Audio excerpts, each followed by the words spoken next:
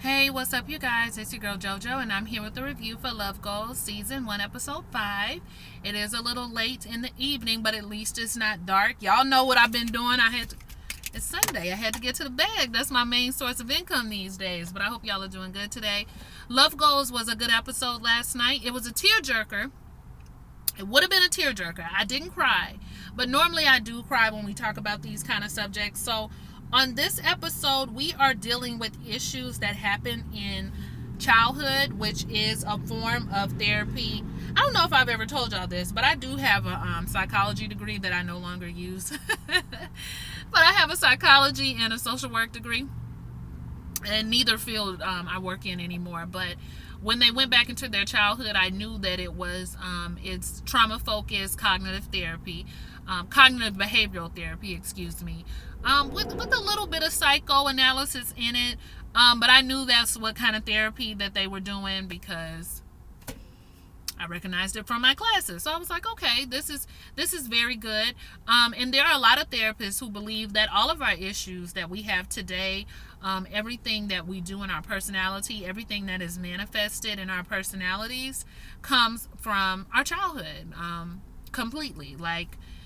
And there's a lot of studies that would prove that a lot of our temperament, a lot of the things that we experience, things that are generational, a lot of those things are kind of embedded in us from our childhoods. I mean, you can make or break a sociopath or a psychopath just from those formative years. Those formative years are a really big deal because so many of our brains are not developed at that time. So whatever experiences or whatever behaviors are put onto us, it's almost like a copy and paste because there's so much in us not yet formed. And so when we have an experience, then formation starts to occur, right?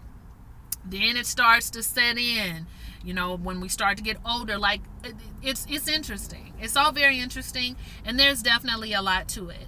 So going through childhood experiences can really, really help you in your life, but going through childhood experiences can be one of the toughest things that you would ever have to do, especially if you had one of those hellish, rough childhoods like the people here on this show.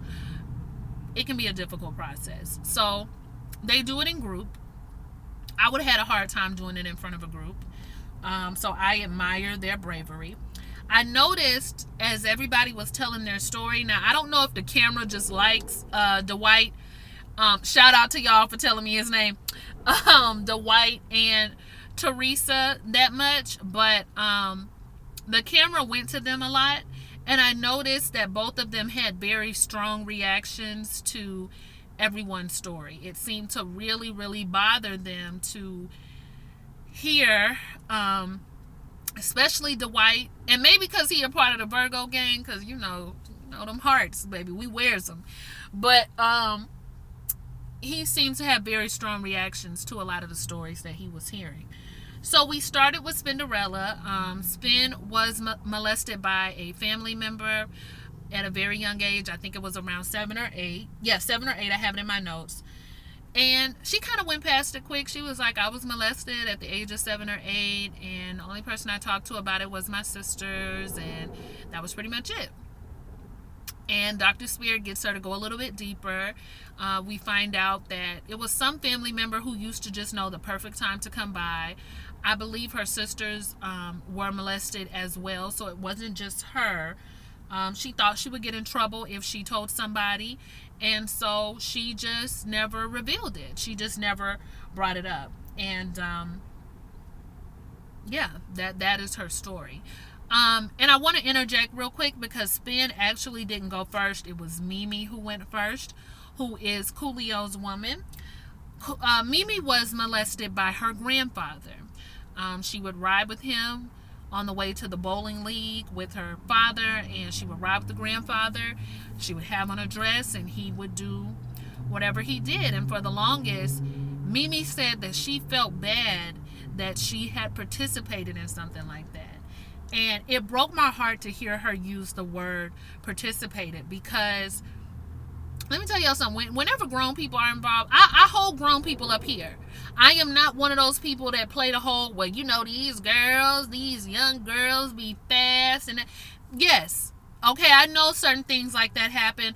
I know there are boys that are very fresh, okay, with older women. I know all of these things happen. But if I'm in a room full of 17-year-olds, you bet your bottom dollar I'm going to be the one that's going to be held responsible if something goes down. It's going to be me. You want to know why? Because I'm the adult. Because I'm the one with the experience. Because I'm the one who has lived. And unless something in your mental is not right, like you a little slow, you know you're the adult.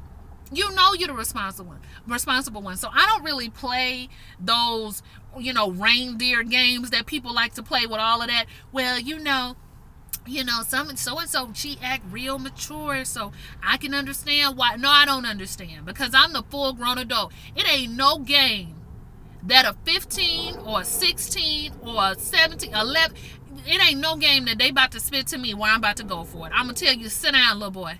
Sit down. Okay? I'm not that pressed for it. Have a seat. And I expect adults to do the same. And when you don't, you just gonna have to come to the fact that you made a terrible decision and that you was wrong. You know what I'm saying? And so when I heard her say, especially youth, young, I mean, these folks is 6, 7, and 8 getting molested, right? So, what was I about to say? I lost my train of thought. So when I heard her use the word participated, it really pissed me off, because not at her, but at the situation. You didn't participate. You were a child. Yeah, but I could have told somebody a lot earlier. You were 6, 7, 8. What happened? Didn't I just tell you guys those are our formative years? So whatever experiences, whatever is kind of put on us, we take it in. We go for it. So if you're told you're going to get in trouble, you go for it. If you're told it's going to be a problem, you go for it. Right?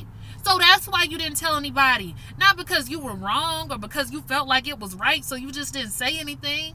Oh my gosh, my heart broke for her. So Mimi didn't tell anybody. Spin didn't tell anybody. Both of them stayed silent about it for many, many years. And next we have Coolio. Coolio had a lot of violence in his environment. Coolio also was molested by, they bleeped it out, so I don't know if it was an aunt or a sister, but it was somebody he said he still loves and didn't want to get in trouble.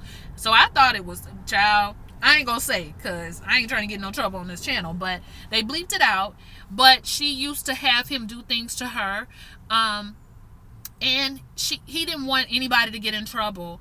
And he also remembers them saying that he might go to hell or something like that, and he would clean his tongue off, and he would try to wash himself off because he felt like it was wrong and he didn't really like it. And on top of that, there was a lot of violence in his house. His mother shot a boyfriend in the face. He hit one of his mother's boyfriends with a bat because there was domestic stuff going on. And at the end, Coolio said, I don't even care about any of that, though. I feel like it made me stronger, and now I just live for my kids. I don't even care about myself. Terrible. Just, it blew me. And it blew me even more because he didn't see a problem with what he said. And she was just like, well, don't you feel like you should care about yourself so that you can form the relationships that you need to form? Don't you feel like not caring about yourself and bottling all of this in and not dealing with it is the reason why you can't form relationships with people, including his children, right? And he also said that he had an uncle that used to get girls, so that's what his goal was. Once he got up out the hood and he started making money, he wanted to get girls too, because he wasn't getting them when he was getting bullied, and he was carrying a knife around and I guess possibly cutting people up at a young age. He wasn't getting the girls then, so once he started getting it going, he wanted the women like his uncle, right? So lots of bad behaviors learned there. But I was really glad that excuse me, I had a little burp. I was really glad that Coolio brought up the fact that something had happened to him, and I was glad he felt open enough to bring it up in a room full of people, because so often, and this pisses me off too, boys that are molested, especially if they're molested by women, specifically if they're molested by women, are somehow thought to believe, well, it's okay if they get molested because they probably like it. And as boys, we start a little bit earlier than y'all, so we enjoy certain things. It's just different. It's not the same. But did Coolio not just sit there and tell you he was around 7 or 8 years old and he didn't enjoy that? That he would wash he didn't like what was going on. He felt nasty about it. So, and I know somebody gonna be like, well, that's because it was family. Had it been, a little girl and dun, dun, dun. Listen, you guys, it's not okay for the older to do. It's really not okay for children to be doing that at all. Let me make that clear.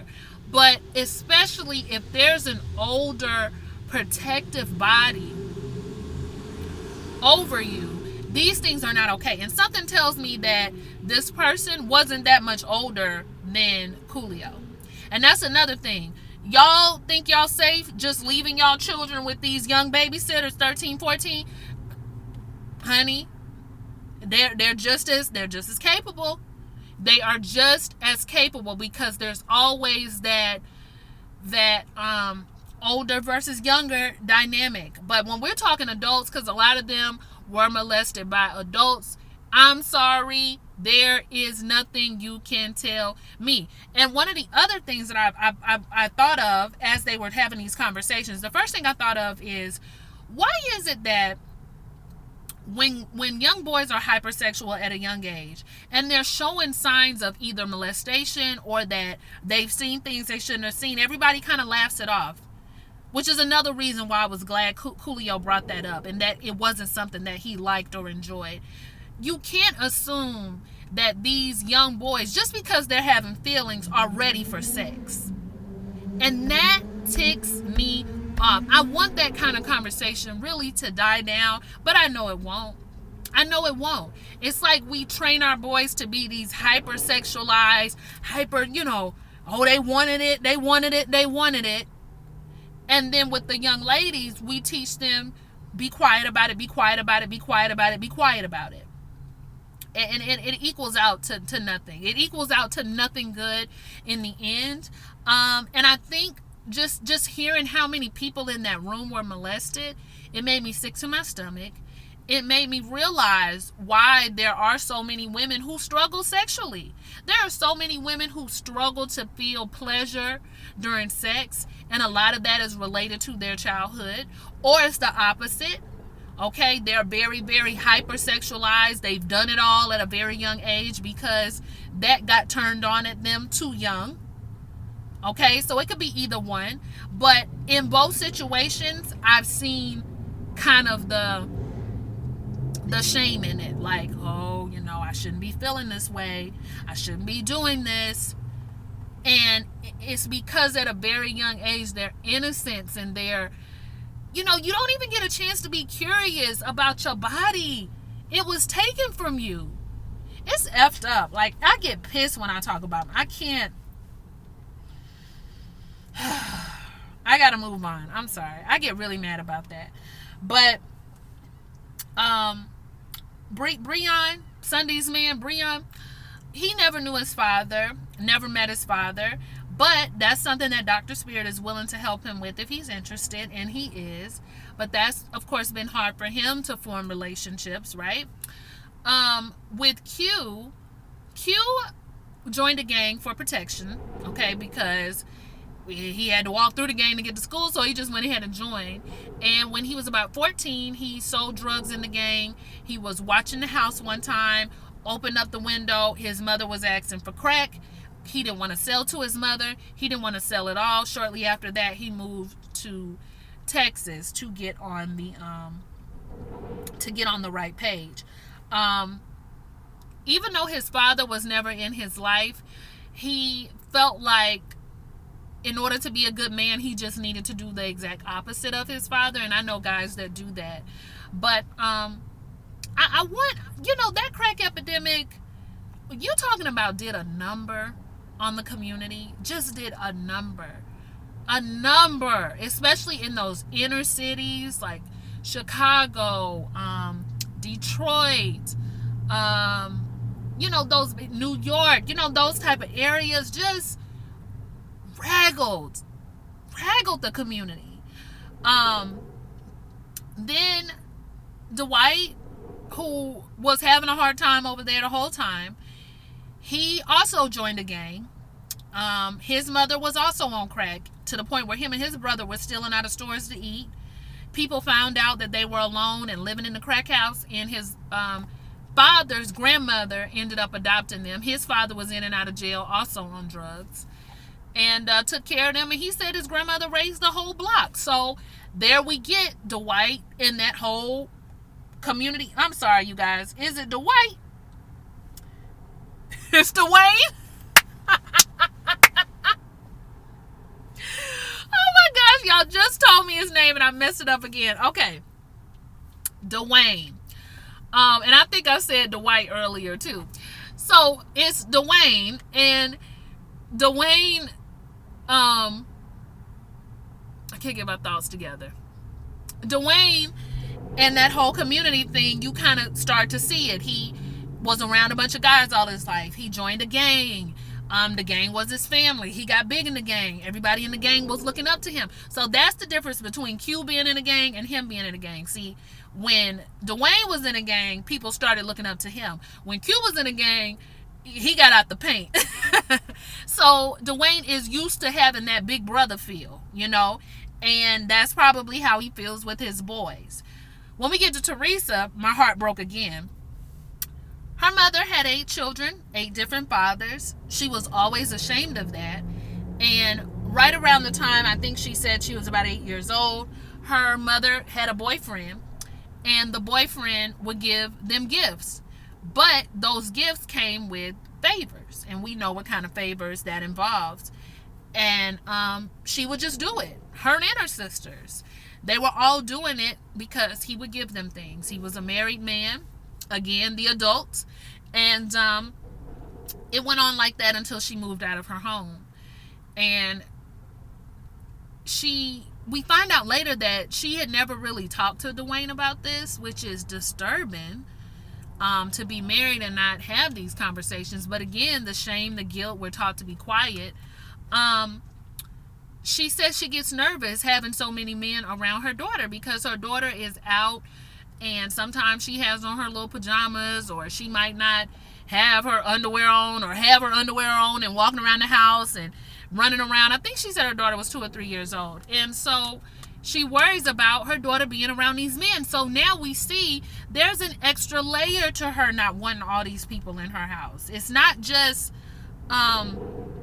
her not wanting them there because it's ruining her marriage, but she's protective of her children. And that's what happens. Like, as parents, your job is to protect, is to provide, and is to instill purpose. And when people are not protected, when people are not provided for, sometimes they either become people who don't protect and provide themselves, or they become overprotectors.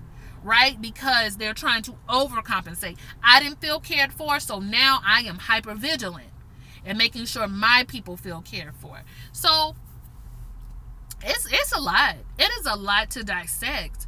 And, you know, it pissed me off again to read some of the comments under the video I was watching, because I watched it on YouTube. And I saw somebody say, well, why is her daughter in the house with no diaper on around other people? She should teach her daughter to make sure that she has something on at all times. And she should be, y'all, the daughter is 2. The daughter has on a diaper. So that should tell you how young she is, or a pull-up. Now, I was actively involved in the rearing of my brother and sister, and I can't tell you how many times I would go to pick up the wipes, or, you know, run out of the bathroom to go get another pull-up. And my brother was good at this. Just be out the bathroom, running around the house, t-shirt on, free. Or my sister wanting to come home and take off her pants, you know, and run around in her little pull-up or her diaper, and I have to get her redressed. Like, all of these things happen. And I actually can remember being around some friends, and their sister had a diaper on, but she had on a little tank top, but she was asleep. And I remember one of the guys in the group was like, oh, well, she need to put something on her bottoms or something. And I was just like, why is he even, why? She's a baby. You know, see, you got to watch everybody, y'all. But it pissed me off to see people saying that in the comment section, and it was a woman saying this, because it just speaks to the narrative, right? Like, you're not saying these grown men shouldn't be there. These grown men shouldn't be looking at her at all anyway. What you decide to say instead is, why, she need to be covered up. She need to teach her daughter. What you teaching a 2-year-old that cut up out the room as soon as you take their diaper off anyway? You know what I'm saying? Like, it's that kind of stuff that's so embedded. And it ain't just black folks, because I know somebody gonna say it. That's so embedded. I think the problem with us is that we don't like to talk about it. Okay, we like to hide it. But it's just so embedded in people that girls, as young as 2, should be looking out for their own protection, right? They can't be children. You can't be a child. You got to be looking out at even as early as 2 for your own protection. That's sad. Okay, that's sad. That's crazy to me. Because where does the adult accountability come in? And lastly, I noticed how shocked Teresa was that Sunday, because Sunday doesn't share in front of the group, she shares later, was molested by a babysitter who was a woman, right? And Sunday feels a lot of guilt and shame about that. It's why it's so hard for her to open up. It's why it's hard for her to be vulnerable. She was upset that her mom didn't catch it. She feels dirty. She feels like used goods a lot of the time because of the things she's went through. But I noticed that Teresa was really surprised to find that out. And Teresa is probably one of those people where it's embedded into her brain that only men can be perpetrators. Oh, but women are perpetrators as well, as we can see with Coolio. Okay? And as we can see in multiple other situations, they can still be perpetrators. I hope she's not a part of that gang that, the boys wanted. All right? Because we need to get out of that. But they can also be perpetrators. So it's not always safe to leave your child around a bunch of men or around a bunch of women. And I would even say older children. Like, I wouldn't even have my kids around, if I could help it, older children. I would definitely be keeping an eye on them. Because you don't know what those older children have going on and what they've seen and how they could violate a younger one. There's so many layers, you guys. Shout out to all my parents, because it's a lot to think about. And sorry again. It was one more thing I was about to say. I forgot. So yeah, we have that. Okay, you just gotta watch carefully who you have around your children, period. Even when I have my nephews, my sister will still hem them up and ask them questions about what I had going on. What did y'all do? Nothing happened. Because, and I don't even get upset, because I told her one time, you got the right to ask those questions. You have the right. And even though she knows I've never done anything like that, and probably would, not probably, but you know what I mean, like, you would not expect that out of me. You still have to ask your children questions. You do. So, we find out about Sunday. She has a really hard time with that, but Dr. Spirit really wants her to talk to Breon about it, because she hasn't. Benzino and Althea said she didn't have any problems growing up, but we do find out that her parents divorced early, and because of that, she kind of bounced around. And it seems like Althea matured early. And a lot of the life lessons that she got about men came from the older men she was dealing with. So she was always like a little sugar baby. And I can see that in Althea. Benzino doesn't want to share because he's already talked about these things. Now, what's interesting to me that Benzino didn't want to, which was his right, but Benzino's always so open with the group, and he's cried in front of the group, and he talks a lot in front of the group. So I was kind of surprised that he didn't want to, but he reiterates that his mom did love him, and that she was caring for him, but he did still grow up around violence. He did a jail stint. The dad was in and out in jail. And Althea was like, but didn't you say your dad made you sell drugs? And I was just like, see, that wasn't your story to tell. And Dr. Spirit gets her in check about that. It seems like you always got your hand on the trigger, both of y'all. And then as soon as you get, you kind of get an inkling that he might shoot, you pull your gun out first. But that was not on you to tell. And I'm not going to go into that too much, because Althea and Benzino, I'm still not sure about them. If they're there for, like, really wanting to solve their problems. So, but I will say what Althea did was definitely effed up. But that was really the bulk of the episode. Next week, they are going to dive into some type of narrative telling, and they're going to be writing poems and music. But I was touched by the episode.